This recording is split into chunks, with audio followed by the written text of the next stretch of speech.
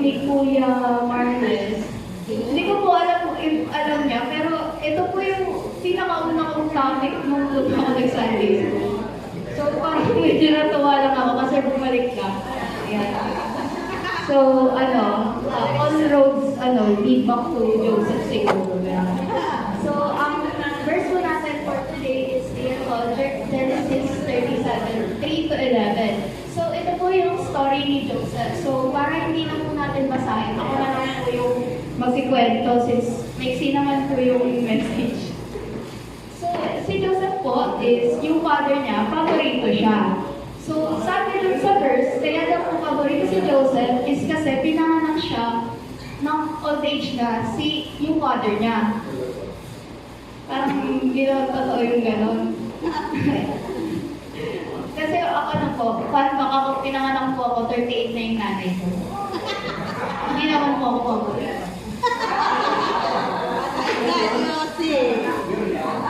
Pero si Joseph po, so bunso, paborito eh. So, tinignan po siya ng makulay na robe ng father niya. E di, syempre, ang daming kapatid ni Joseph. Nung nakita ng kapatid ni Joseph, parang lahat naman tayo dito nagtatrabaho, syempre naman tayo lahat. Bakit ikaw lang yung may magandang robe? Eh syempre, nung time po na yun, pag makulay yung robe mo, mahal. Hindi yung ngayon dati, mura-mura yung mga damit ngayon eh. Sa kanila, mahal din gano'n. So, syempre, hindi mo naman masisisi yung mga kapatid na, bakit siya gano'n? Kami ganito lang. Tapos, ito, si Joseph, pag bunso kasi, sabi daw, minsan pabida ang mga bunso. Pabida ako ang mga bunso. Syempre, bunso ako, hindi totoo. Dati, oo, ngayon, natuto na ako. Mga bawal kong gawin mas bunso. Pero, dati, nagpagigits ko si Joseph kasi bata pa si Joseph dito. E di, siya pasikat. Ako may panaginip ako. May panaginip ako. Sabi niya sa mga kapatid niya, kahit tipon-tipon niya pa, hindi pa siya nakontento sa isa lang yung sinabihan niya. Dapat lahat makarinig. Sabi niya, panaginip ko, gayami tayo. Tapos, yung gayami ko, biglang, siya lang yung nakatayo, tapos kayo, nakaluhod sa akin. E di, itong mga kapatid niya, inis na nga sa kanya na, yung robe niya makulay. Ngayon, sasabihan niya naman ng gano'n. E di, syempre, ang irito si Joseph. Syempre, dapat as bunso, ganun ka muna ako. E di, sabi ng mga kaibigan niya, mga kapatid niya, totoo ba? Ikaw pa talaga yung mag-leader sa amin? E di, inis na inis nga sila kasi iba to si Joseph. Puro na lang payapa ka. Siguro kasi paborito siya. Gano'n. Tapos siya may robe na gano'n. E di, nainis. Tapos, ito pa, may isa pa daw siyang panaginip. Sabi niya, kahit yung sun, yung moon, tapos yung 11 stars, nagbabaw sa akin. So, hindi lang kapatid, hindi lang yung father and mother, yung lahat talaga. So, sinabi niya din sa tatay niya, yung tatay niya kahit paborito siya na paano, bakit? Ano ba itong mga panaginip mo? Totoo ba yan na kami yung nakaluhod sa'yo? Bunso ba lang naman namin? Yan. So, yung syempre, yung brothers niya is inis sa kanya. Tapos, pero yung father niya, kahit medyo na siya, parang sinip niya pa rin yun, invite. Yeah, so let's go to her first point. Yan, big leaps often face opposition. So, syempre, panaginip ni Joseph, hindi naman makakaila na mataas. Kasi nga, lang sila, ang dami nilang magkakapatid, shepherd lang sila. Tapos, ang pangarap kung ikaw yung leader ng lahat. So, it's a very big leap. So, he faced a lot of opposition.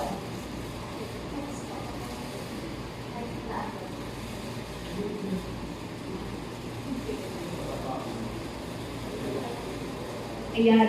So, he faced a lot of opposition. Kasi kahit yung father niya, na paborito siya sa lahat, is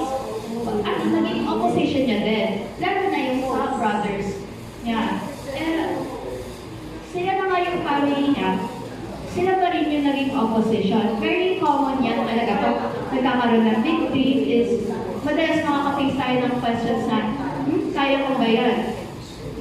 Like, nasa range mo ba yan para abutin ko yan? It's very common na makaka-face tayo ng ganyan. Even yung closest sa atin is pwede maging opposition sa atin. Yan. Difficult trials prepare us for God's purpose.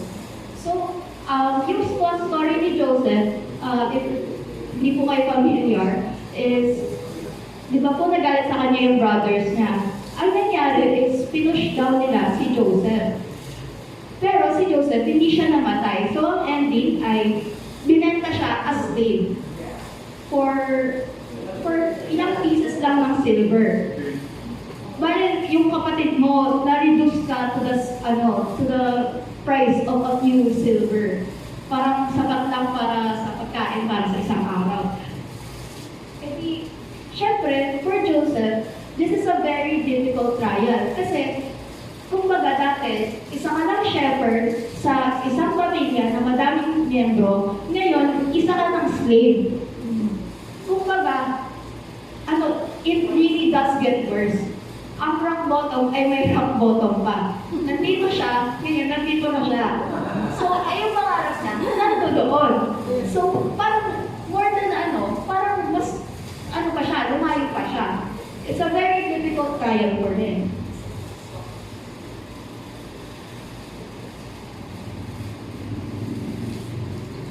Yeah, so, despite his hardships, makikita natin, even as a slave, Joseph prayed to God. He remained loyal kay God, and he kept asking him for help. So, in return, syempre, si God, sobrang tagal po niyan, nung period na yan, wala naman kasi talagang instant, kasi si, Joseph, bata pa siya, nabenta siya as slave. Tapos, halos, alam ko, mag-30s na siya, or 30s na siya, nung naging parang assistant siya ng Pharaoh. So, ayan.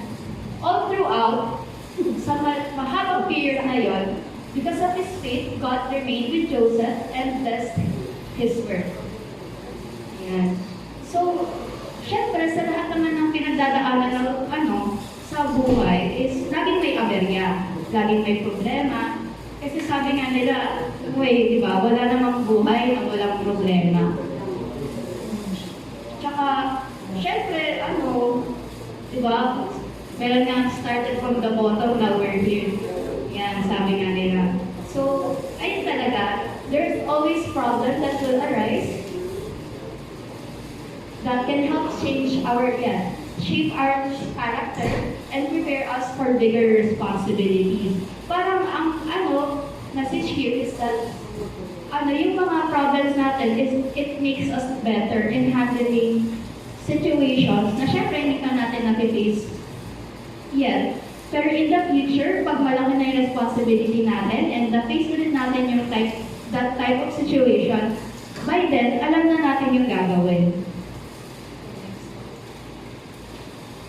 Ayan. So, faith and perseverance lead to success. Syempre, yung ganitong quote is, hindi naman tayo stranger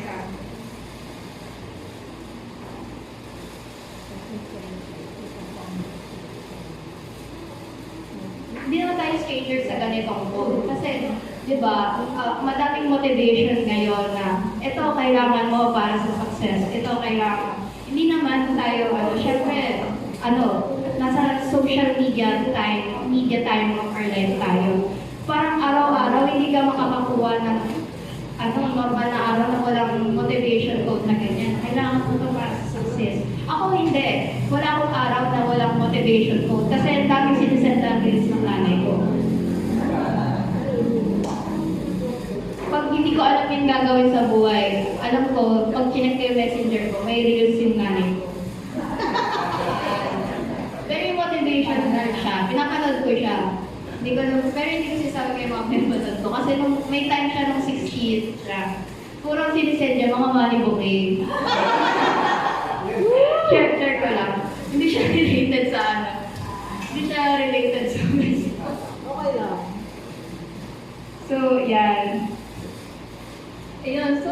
syempre, di ba nasabi ko nga, si Joseph, yung journey niya, napakatagal. Parang years bago niya nakuha yung parang success na yung lahat nakaluhod sa kanya, lahat sa kanya nangihingi ng tulong. Very matagal siya. So, of course, what he had, lahat kasi parang na-strip away siya from everything eh. Kasi from shepherd na at least siya may tatay, at least siya may mga kapatid, tapos meron silang mga sheep. To entirely nothing. Slave lang siya. Kahit yung sarili niya, hindi niya ino-own. Kasi ibang nag-o-own sa kanya. All he had is his faith and perseverance. All he had is his prayers and yung patience niya. That trust in God na eventually ibibigay niya sa kanya yung pangarap niya. So, ayun. So, yan, si Joseph, he trusted God even during suffering. Hindi siya na-bitter na, ano ba itong mga kapatid ko, parang, binenta ako na ganito lang halaga. Kasi kung ako yun, mababatrip ako kay Nahate. Kasi ito lang ba yung halaga ko? Na para ibenta niyo ako ng gano'n. He did not allow that to take in root sa kanya. Kasi if kinuha niya yung bitterness na yun, eh di sana sa future, nung nangihingi ng tulong sa kanya, yung mga mga kapatid niya, sana sinabi niya, sino ba kayo? Di ba, dati binaganyan-ganyan niya na ako, tapos ngayon, sa akin kayo nangihingi ng tulong. Hindi niya, never once na sinabi yun. Wala siyang hinapyaw, kumbaga.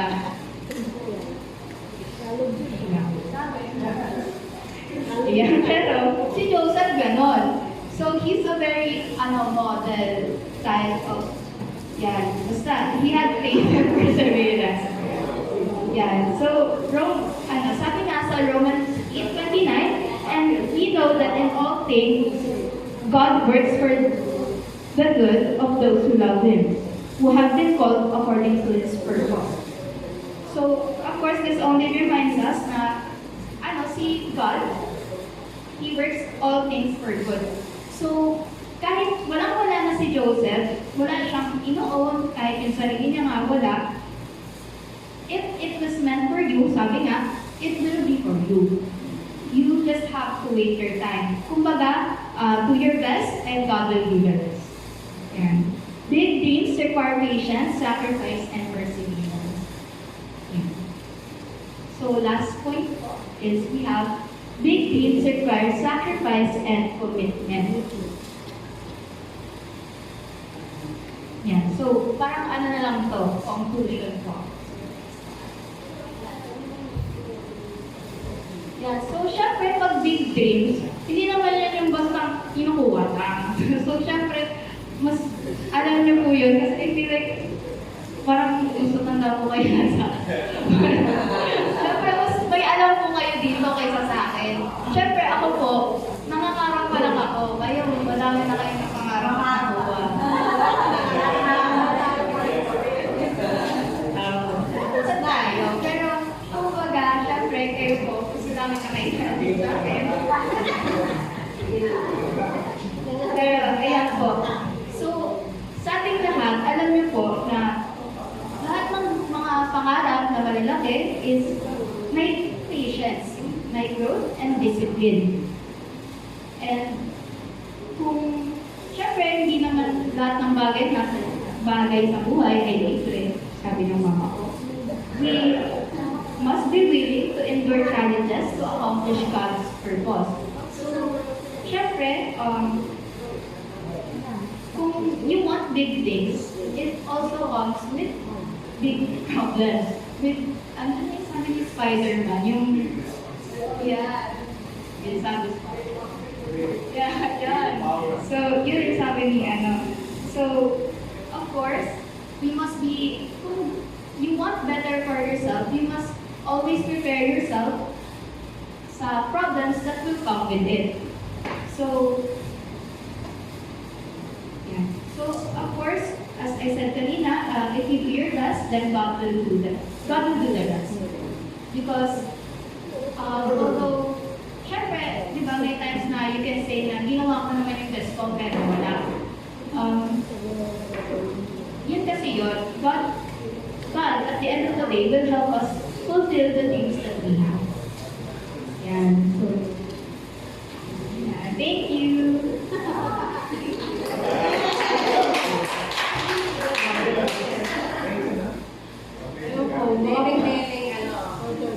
Baka po gusto mo yung share.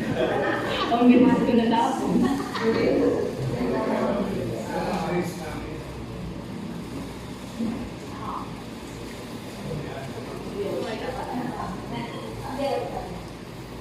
Yun nga po, tama naman siya pagka may mali.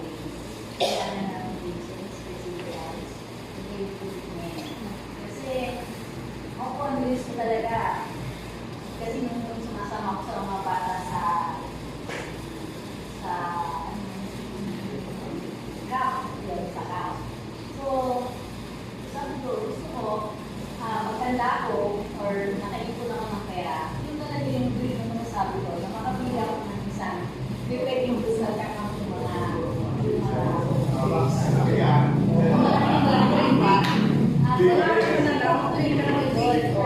ngayon wala pa akong pwede kaya kalaki pa lang po dyan eh. Pero, nag-prepare din po ako sa Lord. Sana yung mga anak ko, bigyan ko ng baka hindi ko na kasi makayanan eh, kung sasali ko yung pag-isip. Bigyan ko yung mga anak ko ng magandang trabaho. Kasi baka yung pera ko madagdagan nila para makabili ako. Kasi alam ko nga nagaling yung dream ko. Kaya ako pa din lang kahit na hindi man ako yung mapapakinaban, may naiiwan ako na yung dream ko na sila. Amen. Namin. Namin lahat. Alam ko sa lang na yung energy ha. Yung dream mo ako. So, tinatama rin lahat tayo eh. May dream. Habang nabubuhay pa tayo, may dreams tayo. Eh ako, siguro isa sa mga natutag ko sa yung pagkaroon, sabi ko kasi nagaya ko yung father ko na yung father ko ubod ng balik talaga saka makikita ko always my place. Parang walang problema sa buhay. Sabi ko, ang dreams ko na makahanap ang mga partner ko, ito sila ng ako. So, yun ako pa, binigyan ako ng pabiyak na talaga. Seryoso sa buhay yan, hindi man siya smiley face.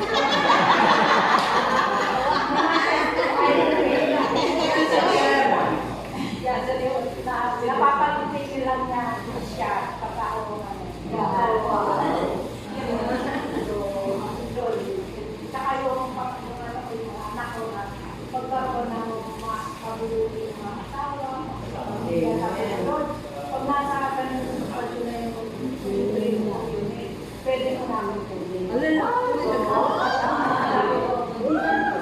Minsan na yung nabubukas ng plato, umiiyak ka, sabi ko, problema ka ba? Wala ka lang tumutulong sa pagkabuhay sa kanila, kikita ko yun. Yung mga anak ko, nanakay ng buti na, may mga asawa, may ano, later on,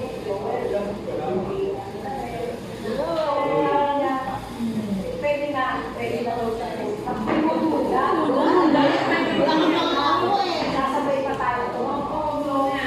Sabi ko yung mga bagay natin, maliit lang yan malaki yan, pero alam natin na siguro sa pagkakataon ko mas ganyan. Sabi ko nga, wala na akong hinahanap sa buhay ko. Kasi kapag nag-pray ako, sabi ko, meron pala. Eh yung naman, ano lang naman yung hinahanap ko. Pamano material naman din, pero hindi ko na hinahanap ko naman. Magkaroon lang ako ng kapayapaan sa buhay. Yung magkaroon lang ako,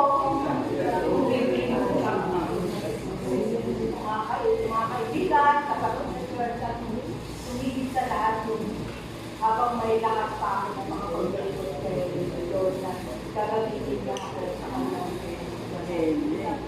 Amen. Ako naman, diba? May drink kayo, din ako. Alam mo naman, drink ko rin yung sana matulungan ko si Sister Brit at si Ate Rem. Bible study kasi ako kasi lumaki ako na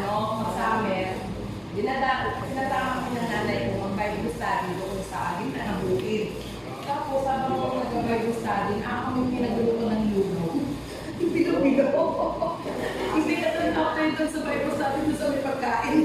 Yung naaamoy mo, nasa tabi mo na eh. Ang dami pa ng Flores de Mayo. Hindi siya. Pero dahil sa ikinig ko doon, hindi mo siya makalimutan.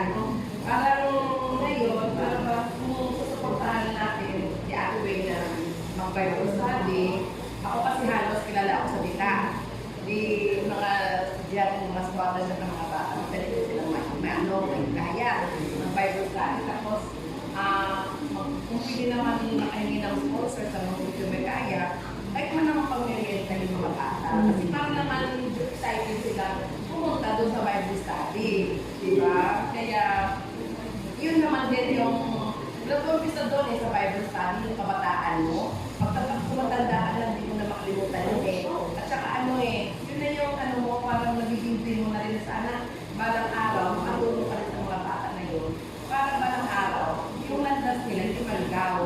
Yung kay Lord pa rin sila na nakapapunta, hindi mga pakipala. Yun lang. Ay, hindi. Ano ba sila?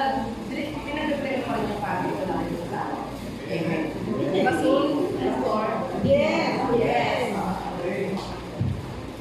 Ay, sino sa akin? Ay, Ayun na yung pangarap.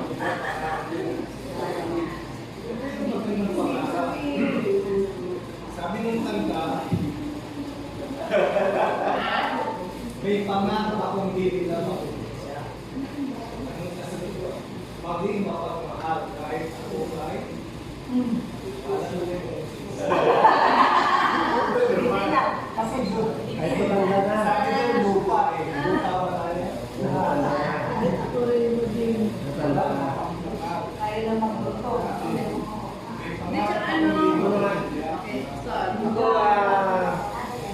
Building ko rin. Building ko talaga makapag-asawa ko ng maganda.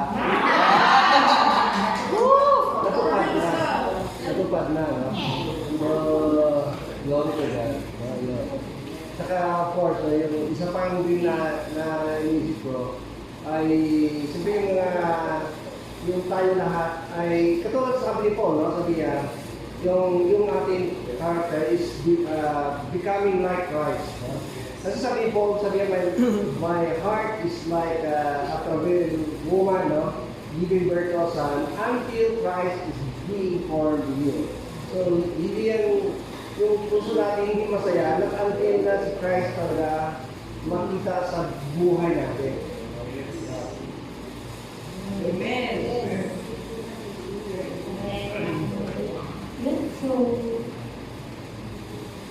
So, ano po, wala na po. So, let's pray po. Okay, Lord, thank you for today po, for giving us your message. Lord, thank you for everyone that has listened and has shared their duties. Lord, guide us in future as we continue to be on. Will you guide us to our big dreams and help us achieve what we have already been in the same way. Amen.